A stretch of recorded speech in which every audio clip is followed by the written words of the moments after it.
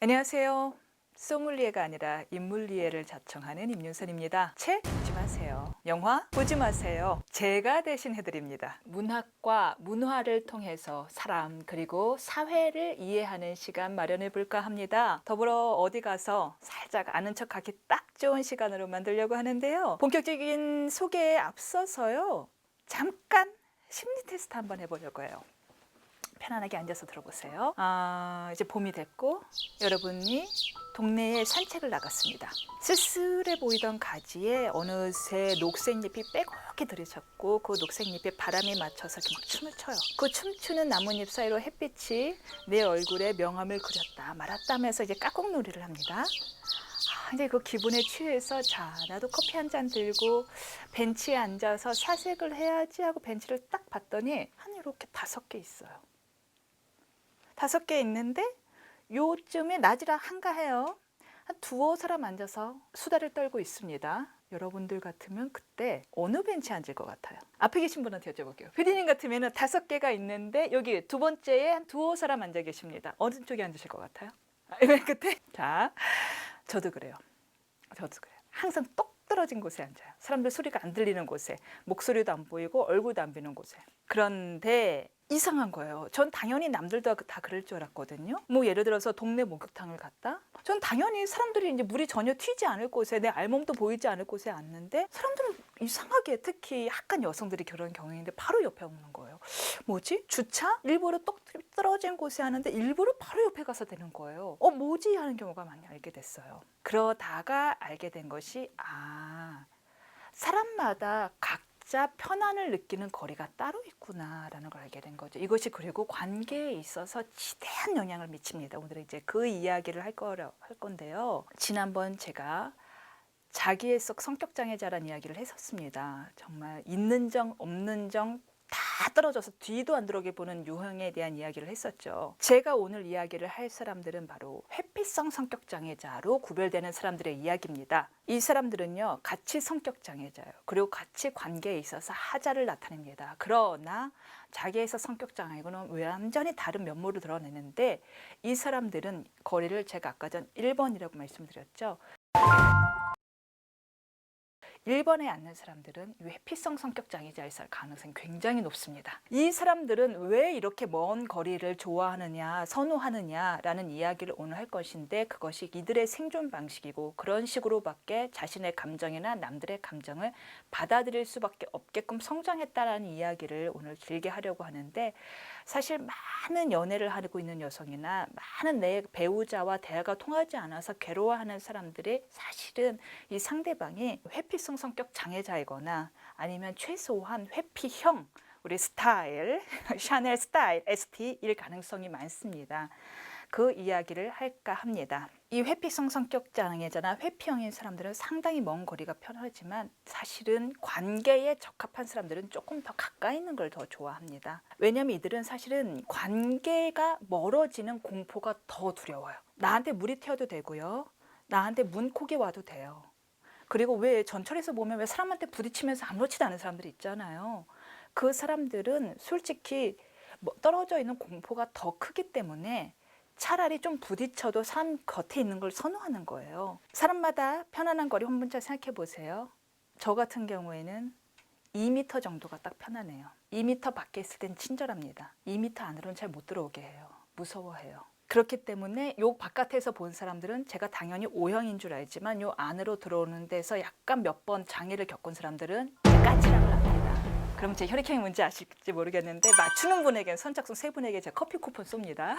O형은 아닙니다. 저는 결론적으로 말씀드리면 그렇지만 회피성 성격 장애자까지는 아니에요. 왜냐하면 저는 궁극적으로는 관계, 사람 간의 관계, 좀 더 쉽게 얘기하면 연애를 갈구하는 사람이에요. 저는 아름다운 사랑이 주는 그 편안함을 알거든요. 거위털처럼 포근한 그 포근함을 알거든요. 그렇기 때문에 솔직히 처음에 겁을 낼 뿐이지 이렇게 피하진 않습니다. 그 일본 드라마 고독한 미식가가 남이 누가 식사 같이 하시죠 라고 하면 질색팔색을 하고 국그 사양한 후 혼자 식사하듯이 관계를 아예 기피하는 사람들이 있더라고요.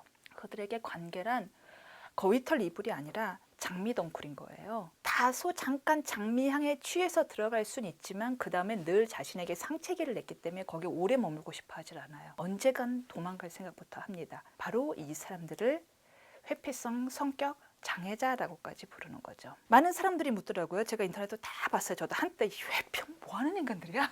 찜하게 뒤져봤더니 거기에 가장 큰 질문이 그거예요. 이 사람들은 그럼 연애는 왜 해서 남의 피를 말리느냐. 얘들도 외롭습니다. 왜 외롭냐? 남들을 믿지 못해서 더 외로워요. 이 사람들한테 가장 어려운 두 가지 단어는 친밀감과 신뢰거든요. 친밀하고 믿어봤자 결론적으로는 늘 배신을 겪었고 아픔을 겪었기 때문에 남을 믿지 못하고 그래서 사람들 속에서 외롭습니다. 그러니 하는 수 없이 잠깐 관계를 찾아 나섰지만 친밀함을 느끼는 순간 다시 자신의 방어 기제가 생기고 숨막힐 것 같은 불편함을 느끼면서 도망가는 거예요. 그렇게 도망가다 보니까 자연스레 하는 행동이 뭐냐면 자신도 모르게 바람 피울 상대부터 찾는 거예요. 상대를 사랑하지 않아서가 아니라 사랑하기 때문에 내가 상처받을까 봐 무서워서 도망간 것부터 찾는 거거든요. 궁금증이 생기더라고요. 이 정도로 심한 사람들은 도대체 어떤 삶을 살아온 거고 도대체 어떤 삶을 살게 되나 궁금해서 이제 인물리에답게 책과 영화와 등을 다 뒤져 보았습니다. 많은 소설과 영화에서 이런 인물 군상을 다루고 있더라고요. 오늘 이 시간에는 대표적인 인물 두 사람을 꼽았습니다. 이 두 사람의 사례를 본다면 오늘도 회피형을 찾아 유튜브를 뒤지고 네이트판을 뒤지는 사람들, 그분들이 조금 더 이 회피형 혹은 회피성 성격 장애자에 대해서 더 잘 이해하게 될 것 같습니다. 그렇다면 소개를 할 텐데요. 그중 첫 번째 인물은 바로 이 남아있는 나날.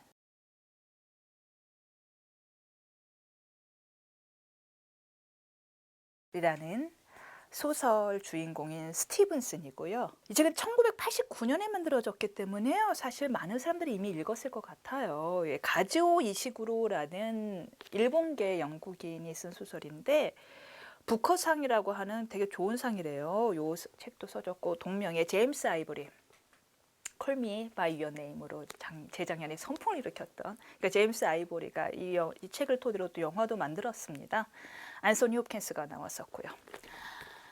이 소설의 주인공인 스티븐스를 한번 소개해 볼 텐데 소설도 굉장히 훌륭합니다. 이 주인공은 대저택의 집사를 지낸 60대의 남성으로 나옵니다. 대저택의 이제 1등 집사를 지냈던 사람인데 이 사람이 무려 20년 전에 함께 일을 했던 동료 여성이에요. 켄톤 양이라고 부릅니다. 켄톤을 찾아서 재취업을 제안하고자 켄턴을 찾아서 미국의 남서부의 해안가를 따라 작은 소도시를 6일간 여행하는 소설입니다. 이 책은 1인칭 시점, 스티븐슨의 1인칭 시점으로 이야기가 풀어지는데 나레이션이 딱 집사의 말투대로 굉장히 정중합니다. 왜? 예를 들어 내가 잘려서 내가 보안 카드가 이제 회사에 들려가려고 하는데 거절이 돼요.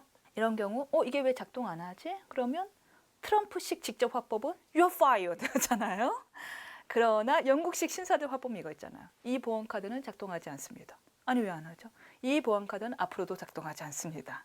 딱 이런 말투, 그게 복선입니다. 그래서 독자들은 속기 쉬워요. 이 사람은 굉장히 정중한 신사구나, 겸손하구나. 우리가 또 정중하고 겸손한 사람들에게는 무한대의 신뢰를 주지 않습니까?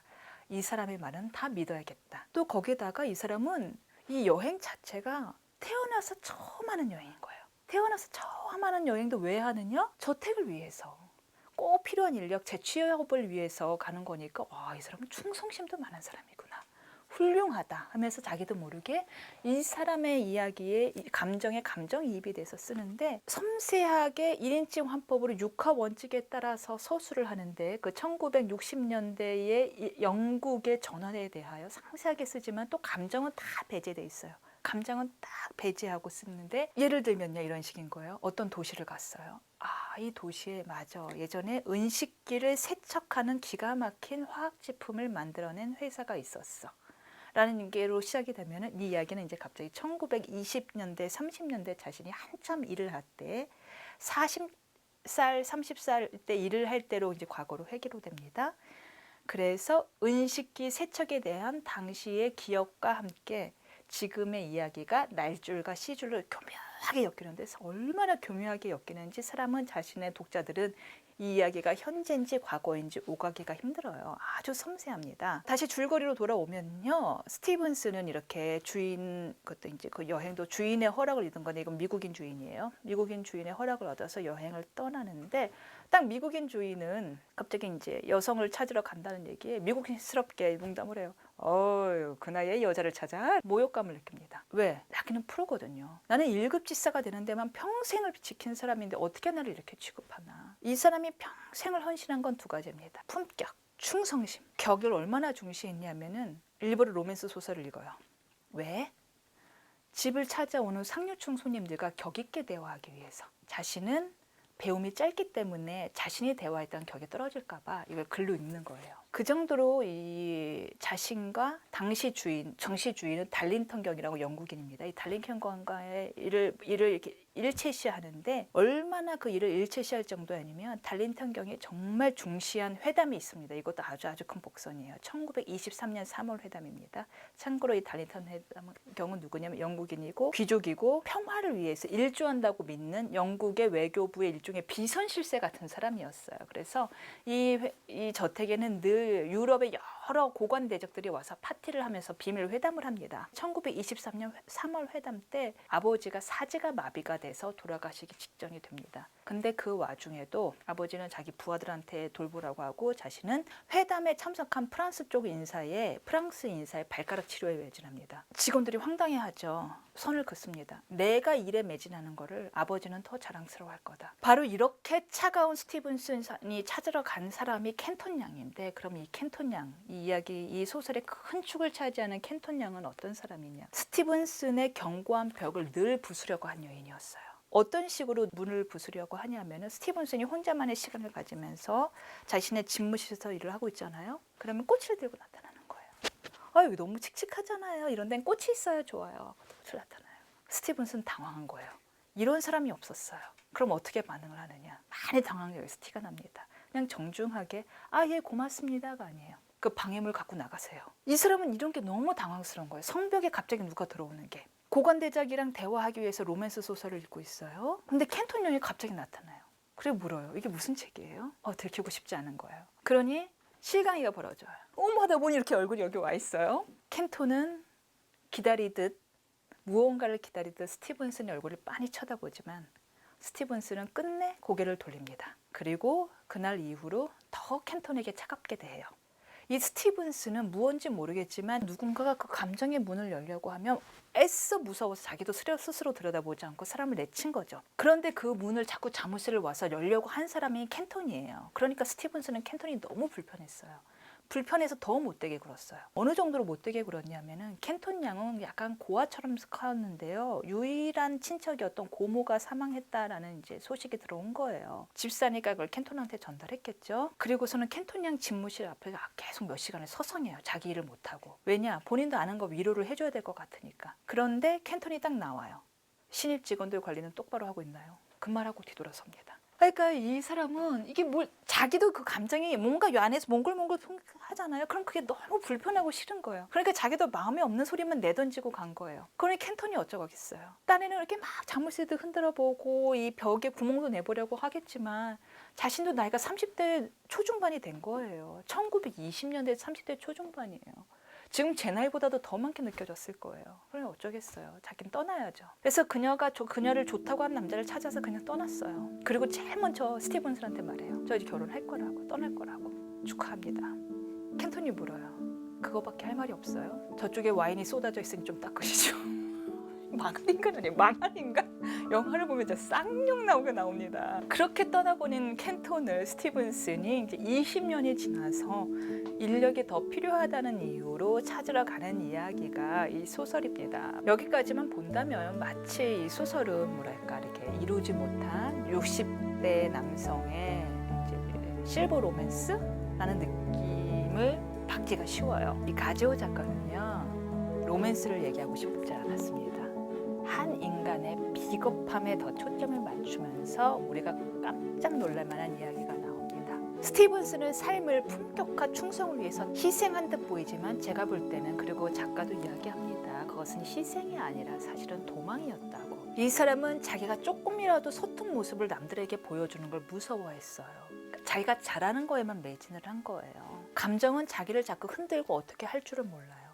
하필이면 또 아버지도 1급 집사를 지망했던 집사였기 때문에 아버지마저도 본인에게 늘 감정은 저 곁에 숨겨서 드러내선 안 될 것이라고 교육을 시켰거든요. 그래서 아버지가 돌아가시는 순간 처음으로 감정을 조금 드러내서 이야기한 게 내가 과연 너에게 좋은 아버지였는지 모르겠다 였는데, 아버지 그런 얘기 나중에 하시죠.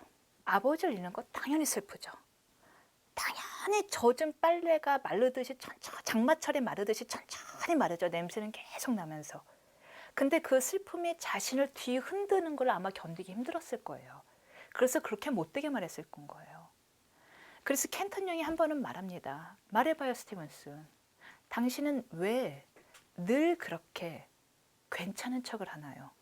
늘 괜찮은 척하는 것이 이 사람의 버릇이 된 거예요. 핑계 좋죠. 일, 품격, 충성. 근데요, 이 충성심은 그를 심하게 배신했습니다. 그가 그렇게 동일시했던 달린턴경, 유럽의 평화를 위해서 헌신하는 것 같던 그 품격 높은 영국 귀족 달린턴경은요, 나치에게 협조했습니다. 달린턴경의 영광은 바로 그렇게 끝이 났습니다. 달린턴경은 전범으로 재판받고 뭐 명예훼손으로 또 막 역고소하고 하다가 결국에는 뭐 심장병 등을 이유로 뭐 비참하게 생을 마감했고요. 그래서 책에서 보면은 초반에 여행을 갔는데, 당신 달린턴경에서 왔으면, 달린턴 호르에서 왔으면 달린턴경이랑 일했겠네요라고 하는데 모르는 척하는 장면이 나오거든요. 그게 복선이었던 거예요. 그렇게 자랑스러워하는 자신의 주인을 왜 모르는 척하지 했더니 그게 이제 나치 협력자로 이미 전 세계 전국에 비판을 받은 사람이었기 때문에 모르는 척했던 거죠. 이렇게 사랑도 포기하고 가족도 포기하고 그저 달린턴경의 충성스러운 1등 집사가 되기 위해만 온 힘을 다하였지만 그가 얻게 된 것은 결국은 자신도 모르게 자신 또한 나치에게 협력했다라는 불명예 뿐이었습니다. 품이 아작났습니다. 그러자 이제 이 사람은 또 여행이라는 도망을 택한 것으로 저는 해석을 했습니다. 그렇게 스티븐스는 사실은 마치 켄턴을 향해 여행 가는 듯하지, 찾아가는 듯하지만 실은 과거를 향해 가는 도망을 택했고 켄턴 양을 만납니다. 켄턴 양은 과거 속에서 허우적거리던 사람이 아니었습니다. 자신의 감정에 솔직했죠. 굉장히 견고한 벽이었던 스티븐슨의 벽을 두드리기다가 이렇게 인정하고 뒤돌아온 만큼 과거는 잊었습니다. 말합니다. 당신과의 못 이룬 사랑은 마음 아프다고 인정합니다. 그러나 나는 딸이 더 소중합니다. 나의 딸이 임신을 하였고 나는 할머니가 될 생각에 설렙니다.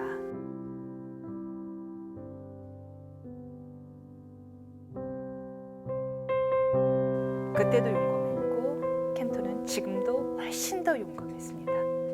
그래서 현재를 살고 있습니다. 그렇게 스티븐슨의 여행은 끝이 났습니다.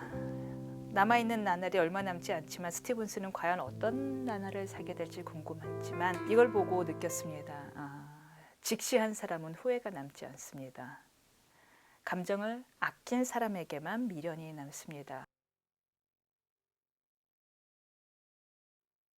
저도 이 책을 읽고 나서 조금 변모했습니다. 사실은 저 또한 이렇게 회피 스타일이라고 했잖아요. ST. 근데 그래서 이제 막 이렇게 좋아하는 마음이 있어도 모르는 척하고 괜히 막 정작 사귀게 돼도 옛날 얘기예요. 정작 사귀게 돼도 막 남자친구란 말 일부러 안 하고 왜냐하면 그 친밀감이 너무 불편한 거예요. 무섭고 그래서 이렇게 막 도망가려 했던 거예요. 그랬었는데 아니구나. 내가 후회를 안 남기려면 그리고 이제 끝에 가서 질척거리고 그랬는데 후회를 안 남기려면 내가 그냥 고백을 하려는다라고 마음을 먹었죠. 참고로 이 책 읽을 시간이 부족하다면요. 좀 전에 말씀드렸다시피 같은 제목의 영화가 있습니다. 이 영화를 보게 된다면은 그래도 좀 책을 대신 할 수 있으니까 참고하시기 바랍니다. 그 시간도 없으면요. 유튜브로 충분합니다. 어디 가서 이 정도 깊이의 유튜브 못 봅니다.